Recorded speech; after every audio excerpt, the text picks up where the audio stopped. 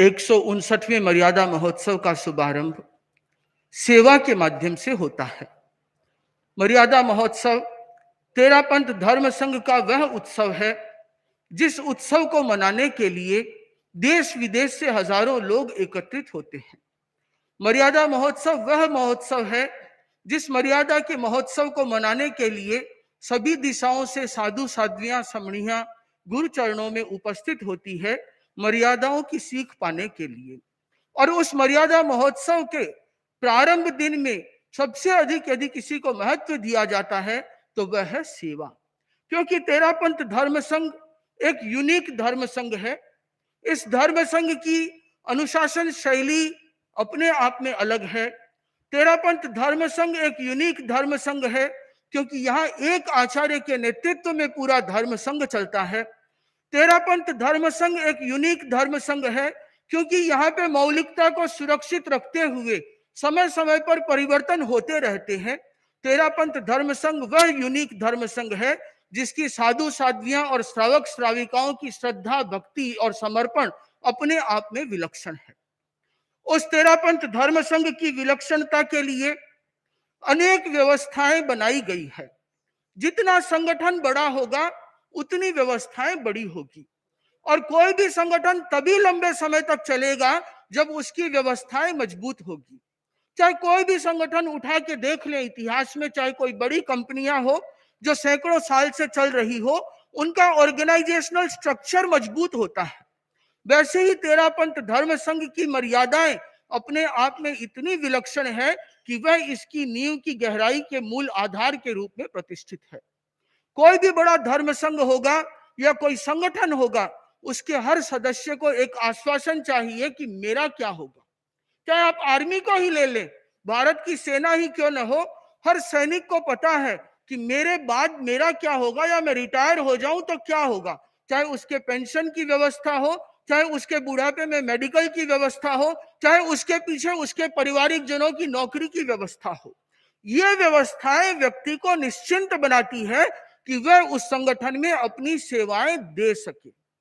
तेरापंथ धर्म संघ में आज से 100-150 साल पहले यह व्यवस्था हो चुकी थी कि यदि साधु साध्वियां वृद्ध हो तो उनकी सेवा की व्यवस्था कैसे होगी। तो इसलिए किसी भी साधु साध्वी को यह नहीं सोचना पड़ता कि मैं यदि वृद्ध हो जाऊंगा तो मेरा क्या होगा, यदि मैं काम करते करते बीमार हो जाऊं तो मेरा क्या होगा। मुझे कोई चिंता नहीं है क्योंकि मेरी चिंता करने वाले मेरे गुरु उपस्थित हैं, मेरी चिंता करने वाले मेरे साधर्मिक साधु साध्वियां हैं, मेरी चिंता करने वाला विनीत श्रावक श्राविका समाज है। इसलिए तेरापंथ धर्म संघ के किसी सदस्य को यह चिंता नहीं है कि मैं बीमार हो जाऊं तो क्या होगा या बूढ़ा हो जाऊं तो क्या होगा। यह व्यवस्था किसी भी अन्य धर्म संघ में दुर्लभ है। वहां पे आज ऐसी व्यवस्थाएं करने के लिए श्रावकों को सजग होना पड़ रहा है। अभी कुछ दिन पूर्व आचार्य प्रवर की उपासना में गणपत जी चौधरी आए थे, जीतो के जो पास्ट प्रेसिडेंट हैं। उन्होंने कहा कि हम लोग एक मूर्ति पूजक समुदाय या जैन समुदाय के साधु साध्वियों के वैया वृत्ति के लिए एक व्यवस्था कर रहे हैं। तो आचार्य प्रवर वहां बिदासर में विराज रहे थे, तो बताया गया उन्हें कि यहाँ तो सैकड़ों साल से ये व्यवस्था चल रही है, अब जाके देखो कि साधु साध्वियों की सेवा किस प्रकार से होती है। तेरापंथ धर्म संघ का प्राण तत्व है सेवा, और सेवा है वो एक आश्वास है। सेवा की व्यवस्था किसे कहते हैं। एक बार रामकृष्ण परमहंस के कुछ शिष्य कुछ गरीब व्यक्तियों के ऊपर में चर्चा कर रहे थे कि कैसे इन लोगों का उद्धार किया जाए। तो वे आपस में चर्चा कर रहे थे कि हमें इनके ऊपर कुछ दया करनी चाहिए कि इनके ऊपर दया करके इनको कुछ ठीक कर सके। रामकृष्ण परमहंस ने सुना और सुनकर के उन्होंने उन्हें टोका, बोला कि तुम दया की क्या बात करते हो, हर नर में नारायण है, तुम इनकी सेवा की बात करो, तुम जो इनकी सेवा करोगे वो प्रभु की सेवा होगी। तो यही तो भगवान महावीर ने कहा कि जो ग्लान की सेवा करता है वो मेरी सेवा करता है।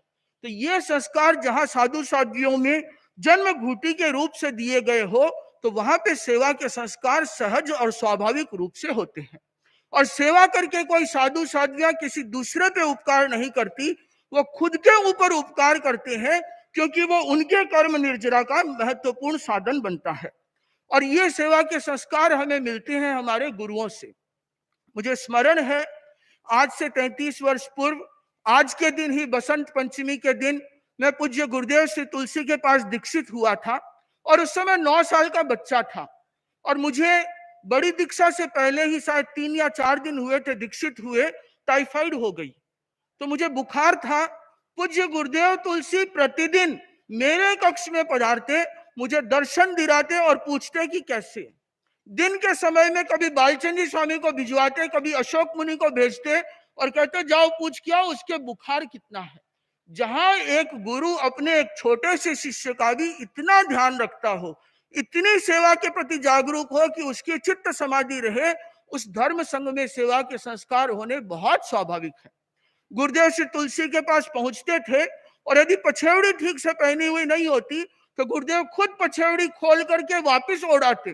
ये नहीं कि दूसरे संतों को बोल दिया, शैक्ष की भी सेवा है, वृद्ध की सेवा है, ग्लान की सेवा है। आचार्य श्री महाश्रमण जी के पास मैं वर्षों तक बच्चे के रूप में रहा हूं। चाहे मुझे सुलाना हो, चाहे उठाना हो, चाहे रात को उठ करके कपड़े ओढ़ाना हो, स्वयं आचार्य प्रवर किया करते थे। तो ये सेवा के संस्कार हमें गुरुओं से सीखने को मिलते हैं कि प्रत्येक व्यक्ति की सेवा किस प्रकार की जाती है। यह सेवा के भाव में दया का भाव नहीं है, यह निस्वार्थ सेवा है कि मेरे धर्म संघ का सदस्य है, इसकी मुझे सेवा करनी है, इसे चित्त समाधि पहुंचानी है और अपने कर्मों की निर्जरा करनी है। और तो क्यों दूर जाऊं, इसी साल का उदाहरण सामने ले, जिस समय शासन माता साध्वी प्रमुखा श्री अस्वस्थ थी और दिल्ली में प्रवास कर रही थी, तो दिल्ली में प्रवास के समय में उनसे पूछा गया कि उनकी इच्छा क्या है। तो उन्होंने एक ही इच्छा व्यक्त की कि मेरे जल्दी गुरुदेव के दर्शन हो जाएं। और उनकी इस एक इच्छा को पूरी करने के लिए, उनको चित्त समाधि पहुंचाने के लिए आचार्य प्रवर ने अपने विहार प्रलंब कर दिए। सामान्यतः आचार्य प्रवर शाम को विहार नहीं करते, एक ही टाइम एक ही बार सुबह ही विहार करते हैं, पर आचार्य प्रवर ने 2-2 विहार शुरू किए। कुछ दिन बाद में दिन के 3 विहार शुरू कर दिए और अंतिम दिन तो 47 किलोमीटर का विहार किया था। और उस समय 4 विहार प्लान किए थे और 4 विहार हुए ही नहीं, क्योंकि वो एक ही विहार कंटिन्यू चलता गया। आचार्य प्रवर ने कहा शाम का आहार नहीं करूंगा, नहीं रुकना, विहार ही करते रहो। आचार्य प्रवर यदि पानी भी पीते हैं तो विराज करके और उगाते हैं। उस दिन आचार्य प्रवर ने खड़े खड़े ही पानी पिया, बोला कि नहीं मुझे वहां जल्दी पहुंचना है। हम लोगों ने निवेदन किया गुरुदेव 47 किलोमीटर पॉसिबल नहीं है, क्योंकि आचार्य प्रवर की स्पीड है 14 मिनट किलोमीटर। 14 मिनट इंटू 47 हो ही नहीं सकता, पहुंचेंगे तब तक रात के 7 या 8 बज जाएंगे। आचार्य प्रवर ने कहा देखो कोई बात नहीं। 9 किलोमीटर चलने के बाद आचार्य श्री ने कहा कि आज अपना आहार स्किप करते हैं, आहार में कुछ नहीं, सिर्फ 2 द्रव्य लेके चलते रहेंगे, रुकना नहीं है।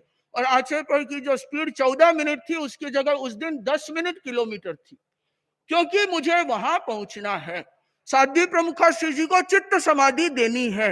इस लक्ष्य के साथ आचार्य प्रवर वहां पहुंचे, अपने सारे निर्धारित कार्यक्रम कैंसिल किए और कहा कि जब तक साध्वी प्रमुखा श्री जी है मेरा प्रवास अध्यात्म साधना केंद्र में ही होगा, न कोई कार्यक्रम न और कुछ। तो इसे कहते हैं आचार्य के मन के कितनी चिंता और करुणा है प्रत्येक साधु साध्वी को चित्त समाधि पहुंचाने की। वही संस्कार प्रत्येक साधु साध्वी को मिलते हैं कि हम जब सेवा केंद्र में जाएं तो वहां पे वृद्ध साधु साध्वियों को चित्त समाधि पहुंचाने का प्रयास करें, न केवल उनकी शारीरिक सेवा अपितु मानसिक सेवा भी कर सकें। यही संस्कार सब साधु साध्वियों में मिलते हैं। तभी आपने देखा होगा कि आचार्य प्रवर ने पिछले वर्षों में साधन के ऊपर में जीएसटी बढ़ा दी, टैक्स बहुत लंबा कर दिया। तो कुछ साध्वियां जिन प्रभा जी, मास्टर जी आदि छापर से बॉम्बे गई है 1200 किलोमीटर, तो छोटी छोटी साध्वियों ने उन्हें टैक्स लगने से पहले पहले बॉम्बे पहुंचा दिया, चाहे प्रतिदिन 25-25, 30-30 किलोमीटर साधन चला करके क्यों न ले जाना पड़ा हो। इसे कहते हैं सेवा के संस्कार। सेवा 3 वर्ष की चाकरी सबके ऊपर कंपल्सन जैसा है कि 3 वर्ष की चाकरी करनी है।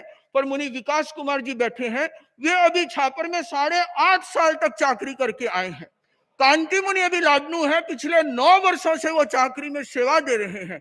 या गिनती नहीं होती कि मेरी 3 हो गई या 4 हो गई, जिनकी 3 भी हो गई वे गुरुदेव को निवेदन करते हैं कि गुरुदेव हमें सेवा के लिए और अवसर प्रदान करें। तो मैं सभी संतों से विनम्र निवेदन करूंगा कि अपने स्थान पर खड़े होकर के सेवा के लिए प्रार्थना में उपस्थित हों। परम पूज्य गुरुदेव सेवा कर्म निर्जरा का महान साधन है। सेवा करना हमारा धर्म है। हम सभी संत सेवा के लिए सदैव तत्पर हैं। श्री चरणों में विनम्र निवेदन है कि हमें सेवा का अवसर प्रदान कर अनुग्रहित करें।